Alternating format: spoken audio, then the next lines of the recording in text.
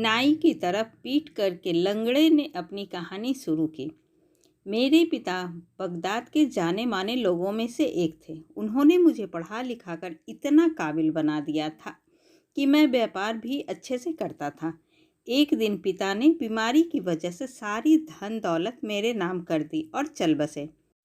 एक बार की बात है, मैं कहीं जा रहा था और तभी सामने से कुछ स्त्रियां मुझे आती दिखाई दी।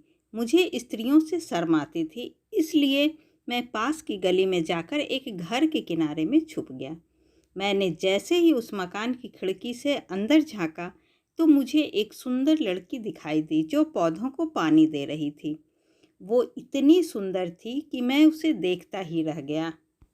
वो लड़की मुझे देखकर मुस्कुराई और थोड़ी देर बाद खिड़की बंद करके वहाँ से चली गई। उसके जाने के बाद मैं इतना दुखी हुआ कि मैं बेहोश हो गया। जब मुझे होश आया तो मैंने उस मकान में एक काजी को जाते देखा। मुझे लगा कि वो उस लड़की का ही पिता होगा। इसी सोच के साथ मैं घर लौट गया। 2-4 दिनों तक उस लड़की को न देख पाने के कारण मेरी तबीयत खराब हो गई। दिन व दिन मेरी हालत बिगड़ती गई। मेरे दिमाग में वो लड़की थी जिसे मैंने देखा था। मेरी हालत देखकर मेरे दोस्तों और रिश्तेदारों ने कई हकीम बुलवाए, लेकिन किसी की भी दवा का असर न हुआ और मेरी तबीयत और बिगड़ती चली गई। फिर एक दिन एक बूढ़ी महिला मुझे देखने के लिए आई। उसने भी कुछ देर तक मुझे अच्छे से देखा, लेकिन उसे भी कुछ समझ नहीं आया। फिर उस बूढ़ी महिला ने मेरे कमरे में मौजूद सभी लोगों को बाहर जाने के लिए कहा। उसके बाद उसने मुझसे पूछा कि तुम्हारे मन में क्या चल रहा है। मैंने ध्यान से तुम्हें देखा है, तुम्हें किसी तरह की बीमारी नहीं है। शायद तुम्हें किसी से प्रेम हो गया है और तुम अपनी बात किसी को बता नहीं पा रहे हो। तुम अब जल्दी से अपने मन में चल रही बात बता दो। ऐसा करने से सारी बीमारी ठीक हो जाएगी। मैं शर्म के मारे कुछ बोल नहीं पा रहा था, लेकिन उस बूढ़ी महिला की जिद के आगे मेरी एक न चली।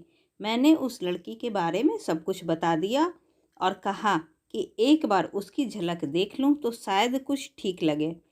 फिर मैंने उस जगह के बारे में बताया जहां मैंने उस लड़की को देखा था। तब उस बूढ़ी महिला ने कहा कि मैं समझ गई हूँ तुम किसकी बात कर रहे हो। उस लड़की जैसा पूरे बगदाद में कोई नहीं है, लेकिन उसका पिता अजीब है। वो अपनी बेटियों को घर में ही बंद रखता है और घर से बाहर निकलने पर उनकी आंखों पर पट्टी बंधवा देता है ताकि वो किसी लड़के को देख ना सके। बुढ़िया की बातें सुनकर मैं दुखी हो गया। फिर उसने कहा कि शायद तुम्हारी किस्मत अच्छी हो, तुम अपनी कोशिश जारी रखना। इतना कहकर वो वहाँ से चली गई और कुछ दिनों बाद वो बुढ़िया दोबारा आई और उसने कहा कि मैंने उस लड़की से बात की है, वो भी अपने पिता जैसी ही है। जैसे ही मैंने उसे तुम्हारे बारे में बताया तो वो मुझ पर चिल्लाई और मुझे वहाँ से भगा दिया। इतना कहकर बुढ़िया वहाँ से चली गई। दिन जैसे जैसे बीत रहे थे मेरी तबीयत वैसे वैसे खराब हो रही थी। एक दिन बूढ़ी महिला फिर से आई, लेकिन मेरे आसपास कई सारे लोग थे। सबको देखकर उसने मेरे कान में कहा कि तुम्हारे लिए खुशखबरी है। यह सुनते ही मेरे अंदर नई जान आ गई और मैंने सबको कुछ देर के लिए बाहर जाने के लिए कहा और बूढ़ी महिला से बात की। तब उन्होंने बताया कि वो लड़की से मिलने गई थी। मैंने रोते हुए कहा कि वो लड़का बहुत बीमार है, लेकिन तुम इतनी कठोर हो कि उससे मिलने को तैयार नहीं हो। ऐसे तो वो मर जाएगा। फिर उसने कहा कि मैं उसे जानती भी नहीं हूँ, उससे कैसे मिलने चली जाऊँ। तब मैंने बताया कि वो तुम्हारे घर के किनारे खड़ा था और खिड़की से तुम्हें देखा था। तब उसने कहा कि ठीक है, मैं उससे मिल लूँगी, लेकिन इससे ज़्यादा मुझसे और कोई उम्मीद मत करना। उसने शुक्रवार को तुम्हें मिलने के लिए बुलाया है। यह सुनते ही मैं बहुत खुश हुआ। मैंने उस बुढ़िया का धन्यवाद किया और उसे इनाम के रूप में कुछ मुद्राएं दी। फिर मैं अच्छे से नहा धोकर तैयार हुआ और अपने करीबी लोगों से मिलने गया। लड़की के पास जाने से पहले मैंने बाल बनवाने के लिए घर में ही नाई को बुलवा लिया। उसने मुझे कहा कि आज का दिन बाल कटवाने के लिए अच्छा है, लेकिन आपके ग्रह कह रहे हैं कि आज आपको बहुत बड़ा दुख मिलने वाला है, लेकिन अगर आप मुझे अपने साथ रखोगे तो सब ठीक होगा।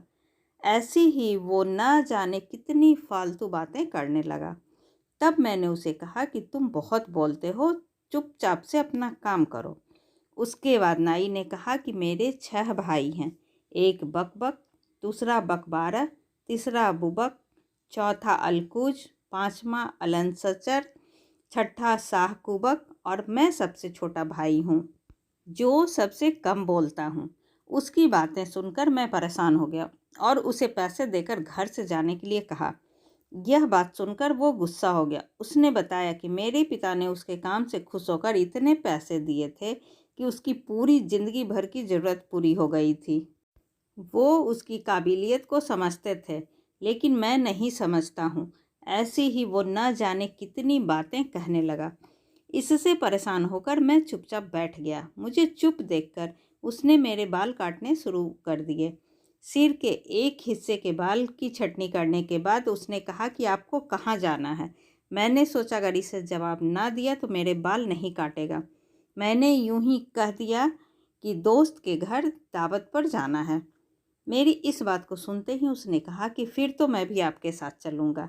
मैंने उससे मना कर दिया। तब उसने मेरे पिता का जिक्र करते हुए कहा कि आपके पिता तो मुझे कितनी दावतें देते थे और आप हैं कि एक दावत में नहीं ले जा सकते। तब मैंने अपनी रसोई में काम करने वाले लोगों को बुलाया और कहा कि आज इनके घर सारा खाना पहुंचा देना। इतने में वो नाई बोला कि कम से कम 80 लोगों का खाना चाहिए, क्योंकि मेरे दोस्त भी आ रहे हैं। मैंने कहा ठीक है, सब मिल जाएगा। यह सुनने के बाद उसने कुछ ही देर में मेरे बाल और दाढ़ी की अच्छे से छटाई कर दी। फिर मैंने उसे कुछ पैसे दिए और जाने के लिए कहा। वो धन्यवाद कहकर चला गया। तब मैंने भी मुंह धोया और उस लड़की से मिलने के लिए निकल गया। मैं जैसे ही उसके घर के पास पहुंचा तो मैंने देखा कि वो नाई मेरे पीछे पीछे आ रहा था। तभी मेरे सामने वो बूढ़ी महिला आई और मुझे लड़की के घर लेकर चली गई। मैंने काफ़ी देर तक उस लड़की से बात की। कुछ देर बाद 2 आदमियों की आवाज़ आने लगी। जैसे ही हमने खिड़की से देखा तो लड़की के पिता आ रहे थे। लड़की डर गई और उसने जल्दी से मुझे एक संदूक में छुपा दिया। तभी उसके पिता घर के अंदर आए और नाई बाहर खड़ा ये सब देख रहा था।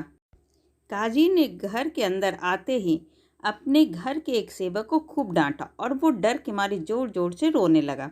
बाहर खड़े नाई को लगा कि लड़की के पिता ने मुझे पकड़ लिया है।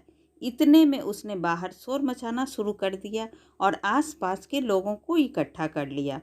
उसने सभी लोगों से कहा कि ये काजी मेरे मालिक को मार रहा है। घर के अंदर से आवाज़ें आ रही थी, जिसकी वजह से नाई की बातों को सबने सच मान लिया। सब लोग काजी के घर के दरवाजे के बाहर जमा हो गए और दरवाज़ा पीटने लगे। जैसे ही घर का दरवाज़ा खुला, सब लोग अंदर घुस गए। काजी ने कहा, तुम लोगों को क्या हो गया है, इस तरह से घर के अंदर आ गए? लोगों ने कहा कि तुम इस नाई के मालिक को मार रहे हो। उसने हैरान होकर कहा कि मैंने किसी के मालिक को नहीं मारा। मैं भी अंदर डर रहा था कि इस नाई की वजह से ज़रूर पकड़ा जाऊंगा। तभी नाई ने कहा कि ये काजी झूठ बोल रहा है। इसकी बेटी ने मेरे मालिक को मिलने के लिए बुलाया था। वो यहाँ आया था और तभी ये घर वापस आ गया। इसने उसे देखा और मारने लगा। इस बात को सुनकर काजी ने कहा कि नहीं, ऐसा कुछ नहीं है। तुम्हारा मालिक यहाँ नहीं आया है। तुम घर के अंदर जाकर देख सकते हो। यह सुनकर नाई और अन्य सभी लोग घर में इधर उधर मुझे ढूंढने लगे। तभी नाई की नज़र उस संदूक पर पड़ी जिसके अंदर मैं था। उसने उस संदूक के ढक्कन को हल्का सा खोला और मुझे देख लिया। मुझे देखते ही वो नाई उस संदूक को अपने सिर पर लेकर भागने लगा। सब लोग हैरान थे, इसलिए चुपचाप देखते रहे। जैसे ही नाई काजी के घर से कुछ दूर गया तो संदूक गिर गया और उसका ढक्कन खुलने की वजह से मैं उससे बाहर निकल गया। मैं डरकर जल्दी से उठा और अपना मुंह छुपाते हुए भागने लगा। मेरे पीछे पीछे नाई भी भाग रहा था और उसके पीछे वो लोग दौड़ रहे थे जिन्हें लेकर वो काजी के घर पहुंचा था। तभी मैंने तेजी से नाले को पार करने के लिए छलांग लगाई और उसी समय मेरा पैर फिसल गया, जिसके कारण मेरी एक टांग टूट गई। टूटा पांव लेकर मैं किसी तरह भागा और पीछे लोगों की तरफ कुछ मुद्राएं फेंक दी ताकि वो उसे उठाने के चक्कर में न दौड़ें। सब पैसे देखकर उसे बटोरने लग गए और मैं लंगड़ाते हुए काफ़ी दूर पहुंच गया। लेकिन वो नाई मेरा पीछा नहीं छोड़ रहा था। तभी नाई मेरे पास पहुंचा और कहने लगा कि मैंने आपको बचा लिया, वरना आपकी मौत तय थी। लंगड़े आदमी ने लोगों को कहानी सुनाते हुए कहा कि मेरी ऐसी हालत करने के बाद भी यह नाई अपनी तारीफ कर रहा था। मुझे गुस्सा तो इतना आ रहा था कि उसे मार दूं, लेकिन मैंने ऐसा नहीं किया और पास के ही अपने एक दोस्त के घर चला गया। मेरा दोस्त मेरी टूटी टांग के बारे में पूछ ही रहे थे कि तभी ये नाई भी वहाँ पहुँच गया। तब मैंने अपने दोस्त को उसे डांट कर वहाँ से भगाने के लिए कहा। मेरे दोस्त ने ठीक ऐसा ही किया। फिर मैंने अपने दोस्त को सब कुछ बता दिया। उस दिन जो कुछ भी हुआ था उसके बाद मैं किसी को मुंह दिखाने के लायक नहीं था, इसलिए कुछ दिनों तक अपने दोस्त के घर में ही रहा। किसी तरह पैसों का इंतज़ाम करके पैर के दर्द को ठीक करवाया, लेकिन हड्डी टूटने के कारण मेरा पैर ठीक नहीं हो पाया और वो टूटा का टूटा ही रह गया। उसके बाद मैंने बगदाद को छोड़ दिया और यहाँ आकर अपना घर बसा लिया। लेकिन यह नाई मुझे इधर भी मिल गया। अपनी कहानी ख़त्म करके लंगड़े ने दावत में आए सभी लोगों से कहा कि बताओ, इस नाई की वजह से मेरी क्या हालत हो गई है। अब मैं इस नाई को देखकर गुस्सा न करूं तो क्या करूं। इसकी वजह से मैं जिस लड़की से प्यार करता था उससे दूर हो गया। इसकी वजह से मुझे शहर छोड़ना पड़ा, इतनी बदनामी सहनी पड़ी और ज़िंदगी भर के लिए लंगड़ा हो गया। इतनी कहानी सुनाकर लंगड़ा व्यक्ति सब लोगों के सामने से चला गया। उसकी कहानी सुनकर सब लोग वहाँ मौजूद नाई से पूछने लगे, तुमने ऐसा क्यों किया? अगर तुमने ऐसा किया है तो तुम काफ़ी खतरनाक और मूर्ख आदमी हो। तुम्हें अपनी करनी की सज़ा ज़रूर मिलनी चाहिए। तब नाई ने कहा कि मैंने कुछ नहीं किया। अगर उस दिन मैं नहीं होता तो उसकी जान भी जा सकती थी। उसने मुझे कहा कि मैं बहुत बोलता हूँ, लेकिन मैं अपने भाइयों में से सबसे कम बोलता हूँ। ऐसी ही अच्छी और ज्ञानवर्धक कहानी सुनने के लिए प्लीज़ आप मेरे चैनल को सब्सक्राइब ज़रूर करें। तब तक के लिए बाय बाय।